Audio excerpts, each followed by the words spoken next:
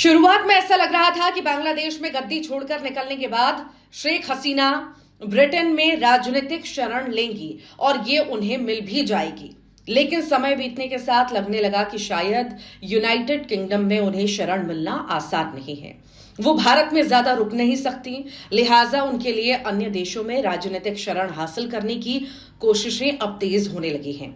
5 ऐसे देश हैं जहां उनकी निगाहें टिकी हुई हैं। हालांकि ये उतना आसान नहीं है, क्योंकि हर देश के साथ कोई ना कोई पेच फंस रहा है। सबसे पहले रूस। क्या वो रूस जाएंगी? शेख हसीना के रूस के साथ मजबूत संबंध है, जिससे लगता है कि कोशिश करने पर वो वहां पर जा भी सकती हैं। लेकिन रूस जाने से उन्हें कई तरह की दिक्कतें पैदा हो सकती हैं, जो भविष्य में उनके लिए मुश्किल पैदा करेंगी। उनका बेटा जो है अमेरिका में रहता है, रिश्तेदार यूनाइटेड किंगडम से लेकर फिनलैंड तक रहते हैं। रूस में रहने पर वो सभी से कट जाएंगी, ना तो फिर वो इन जगहों पर जा सकती हैं और ना कोई उनके पास आ पाएगा, क्योंकि अमेरिका और यूरोप ने रूस पर कई तरह के प्रतिबंध लगा रखे हैं। बेलारूस का जिक्र करते हैं, यह भी एक विकल्प है। हसीना शरण के लिए जिन देशों पर विचार कर रही हैं उनमें बेलारूस भी शामिल है। वो वास्तव में बेलारूस को शरण के लिए एक संभावित गंतव्य के रूप में मान रही हैं और रिपोर्टों से संकेत मिलता है कि भारत में अपने संक्षिप्त प्रवास के बाद वो बेलारूस जा सकती हैं, जहां उनका भतीजा रहता है।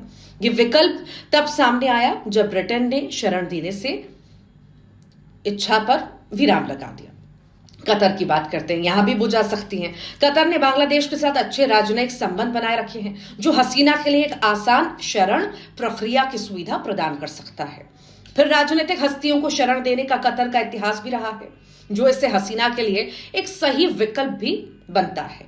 मध्य पूर्व में होने के कारण कतर बांग्लादेश के अपेक्षाकृत करीब है, जो हसीना की सुरक्षा और रसद के लिए एक विचार हो सकता है। तो वहीं सऊदी अरब पर भी विचार कर रही हैं हसीना। संयुक्त अरब अमीरात से आ रही रिपोर्टों के संकेत मिल रहा है कि शेख हसीना वहां शरण लेने की संभावना को लेकर यूएई सरकार से बातचीत भी कर रही हैं। यूएई ने भी ऐतिहासिक रूप से कई राजनीतिक हस्तियों को पहले राजनीतिक शरण दी है, जिससे यह हसीना के लिए एक विकल्प बन चुका है।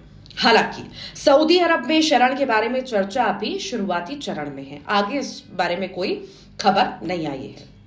फिनलैंड भी हो सकता है। आखिर यहां पर वो क्यों जाना चाहती हैं? हसीना के फिनलैंड में पारिवारिक रिश्ते हैं, उनके कई रिश्तेदार वहां हैं। ये कनेक्शन यूरोप में उसके शरण आवेदन को सुविधाजनक भी बना सकता है। दूसरे यूरोप से लेकर अमेरिका तक रह रहे अपने करीबियों से वो यहां आसानी से मिल सकती हैं। बेटा बेटी और रिश्तेदार भी वहां पर आ जा सकते हैं। आखिर राजनीतिक शरण होती क्या है? राजनीतिक शरण से तात्पर्य किसी देश द्वारा ऐसे व्यक्तियों को दी जाने वाली सुरक्षा से जो अपने राजनीतिक विश्वासों या गतिविधियों के कारण उत्पीड़न के भय से अपने देश से भाग गए हों। मान लीजिए भारत का कोई नागरिक किन्हीं वजहों से अपने आप को देश में सेफ महसूस नहीं करता, वो किसी और देश से उदाहरण के तौर पर ब्रिटेन से शरण देने की अपील करता है और ब्रिटेन अगर उसे अपने यहां रहने की इजाजत देता है तो इस तरह की दी गई पनाह जो है पॉलिटिकल असाइलम या राजनीतिक शरण कहलाएगी। दुनिया भर में राजनयिक लेखक, आंदोलनकारी और राष्ट्र प्रमुख अक्सर इस तरह की राजनीतिक शरण दूसरे देशों में लेते रहते हैं।